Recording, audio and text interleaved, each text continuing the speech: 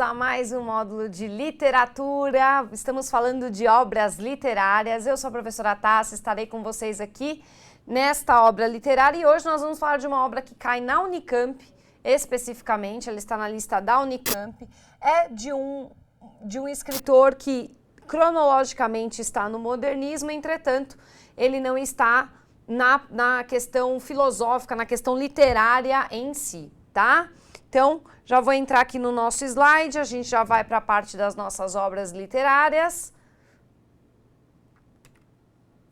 A gente vai falar do livro Negrinha, de Monteiro Lobato, né? Ele é considerado modernista pela cronologia, mas a escrita dele não tem nada a ver com a filosofia, com o pensamento modernista da nossa literatura, né? O nome dele inteiro é José Bento Renato Monteiro Lobato. Ele nasceu em 1882, morreu em 1948. Ele é muito conhecido pela coleção do Sítio do Pica-Pau Amarelo, né, que é uma obra gigantesca que vai desde 1921 até 1947. Ela é televisionada, acho que em 3 gerações diferentes, então é muito importante ter esse acompanhamento, né, de tão grande que a obra foi televisionada, ficou anos no ar. E outros livros infantis, ele teve o Saci Pererê, ele escreveu Urupês já para adulto, né, Problema Vital, Cidades Mortas, Ideias de Jeca Tatu, que é outro personagem muito famoso dele que ele relata.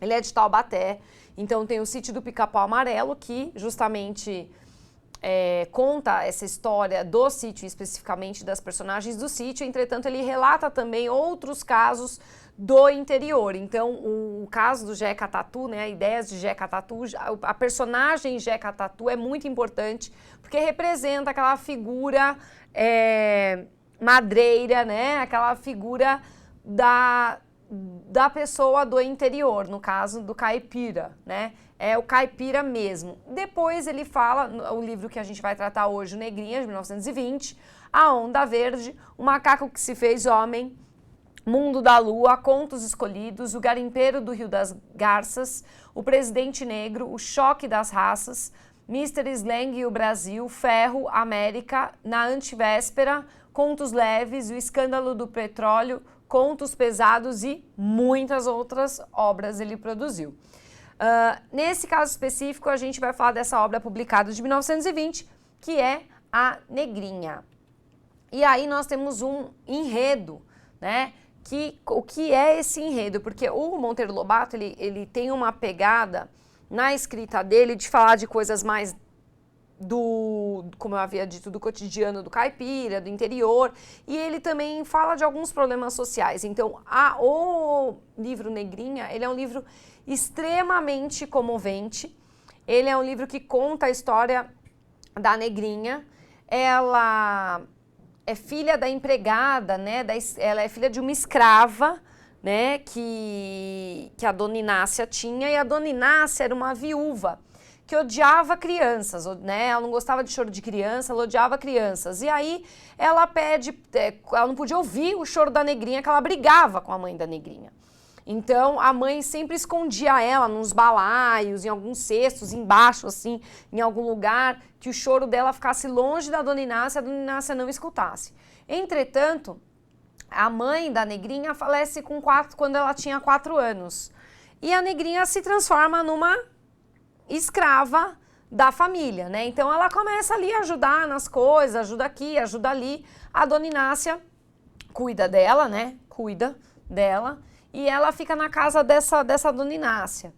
E sempre ela é agredida verbalmente, fisicamente. Então, a obra é extremamente emocionante. Por quê? Né? Comovente por quê? Porque o Lobato faz isso com uma maestria extrema. Ele relata com muita veracidade, com muita riqueza de detalhes e de uma forma que toca quem está lendo. Então, realmente é comovente. A gente chora, né, nas partes em que ele é agredido fisicamente, verbalmente, embora em 1920 a abolição da escravatura já tinha rolado, né, gente, há mais de 30 anos, mas justamente esse livro é para dar uma cutucada, né, que a gente vai falar um pouquinho mais com detalhes depois, mas só para vocês entenderem que assim, é uma criança, né, e independentemente de, na cabeça da Dona Inácia, por exemplo, é negro, então não interessa se é criança, se é isso, se é aquilo, tem que sofrer, tem que apanhar, tem que fazer o que é certo, pronto, acabou, e a gente vai falar dessa rigidez. A negrinha, ela apanhava, ela era ofendida por todos, ela tinha marcas no corpo, muitas cicatrizes, dada a tamanha violência que ela sofria. E num período, né, no momento, duas sobrinhas da Dona Inácia vão passar as férias lá na casa da Dona Inácia. E a negrinha conhece brinquedos, porque as meninas foram passar as férias lá, como a casa da Dona Inácia, né, de imagina, a casa mórbida, né, porque não tem criança, não tem vida, não tem nada, não tinha brinquedo. E a negrinha era escrava, escravo não é gente, né, na cabeça deles, né, não é criança, então tem que ter brinquedo. As sobrinhas levaram um monte de brinquedos e levaram bonecas. E ela conhece brinquedo, conhece o que é brincar, porque aí a Dona Inácia, acho que para não fazer feio, porque é uma coisa do interior, né, gente? Aí vem as nossas informações. Isso é muito importante, eu falo sempre que para entender alguns detalhes de literatura é sempre bom a gente manjar de cultura geral, né? No interior é aquela famosa vergonha alheia, né? Então, imagina como seria para a católica apostólica romana Dona Inácia, toda certinha, né? Beata, a correta, pegar pesado com uma criança de 7 anos, né? Então, por causa disso, o que acontece? A Dona Inácia pega leve diante das sobrinhas, até deixa, tem uma parte que o Lobato até dá uma aliviada, porque ele pega pesado com a imagem da Dona Inácia, que a Dona Inácia vê que a menina reconhece o que é criança, reconhece o que uma criança tem que fazer. Quando vê essas sobrinhas que não lavam, não passam, não cozinham, não fazem nada, a criança brinca, e ela já tinha responsabilidades de adulto, enfim, essa questão. E aí a Dona Inácia resolve pegar leve e deixa ela brincar com as meninas. Depois que as meninas vão embora, claro, aquela fantasia, aquela brincadeira toda acaba e aí tem uma parte, essa parte é triste, gente, de lembrar dá vontade de chorar, que é a parte que mostra, né, que ela fica triste, ela cai em depressão, ela fica malzinha, melancólica, sabe? E aí tem uma parte que ela vai pra uma, como é que chama, gente? Tipo espreguiçadeirazinha assim.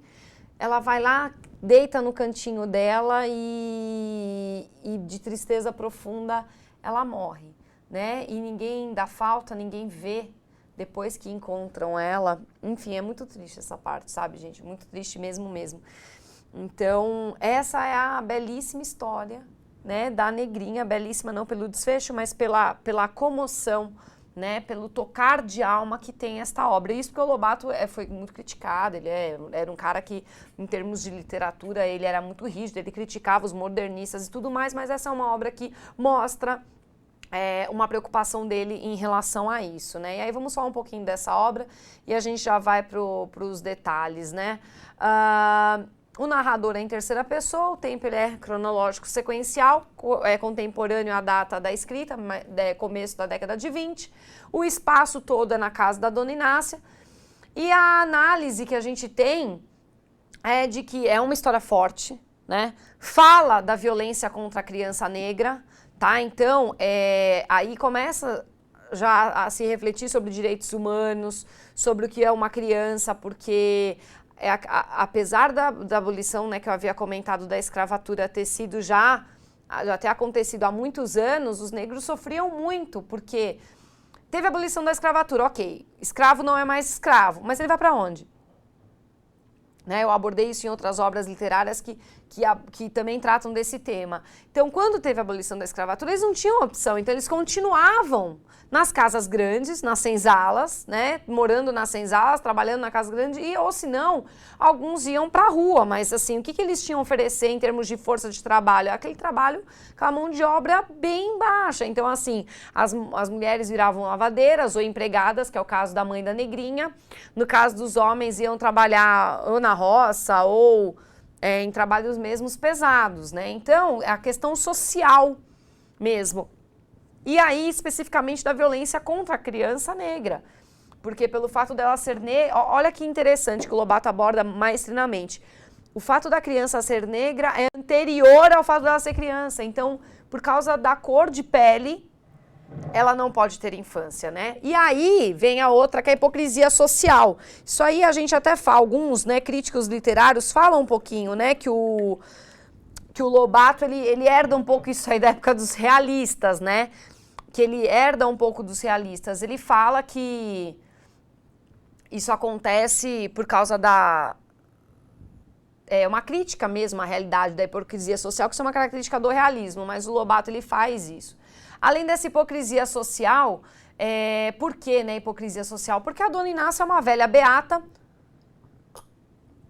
ela finge que é boazinha, vai na igreja, aquela coisa, toma hóstia, nananã, só que em casa bate nos empregados, ela era cruel, principalmente com crianças, então é a hipocrisia social mesmo, né, que fala uma coisa e pratica outra em casa. A falsa caridade, né, que é assim... Ela acha que dar um teto para a negrinha ou para a mãe da negrinha, ela está fazendo um bem, mas na verdade não. Em que condições? Né? Talvez se fosse uma criança de rua, teria tido mais chances do que lá dentro. Entendem? Então isso é uma coisa que o Lobato dá uma cutucada muito grande. Tem a questão da epifania, né? Porque imagina, a negrinha, ela tem os anos de vida dela, ela acha que a vida é aquela que ela tem. Quando ela se depara a uma vida diferente da que ela tem, ou seja, tem outras crianças e o que realmente é ser uma criança, é quando tem esse abandono mesmo da vida, tem esse abandono que ela fala, não, eu prefiro morrer a ter essa vida, porque ela não era ninguém, ela era realmente um ser invisível, socialmente, moralmente, ela não tinha chances nenhuma, não tinha nenhuma chance de nada, de ser ninguém, de ter vantagem nenhuma, nada, porque a Dona Inácia não ia mandar ela para a escola, não ia fazer nada.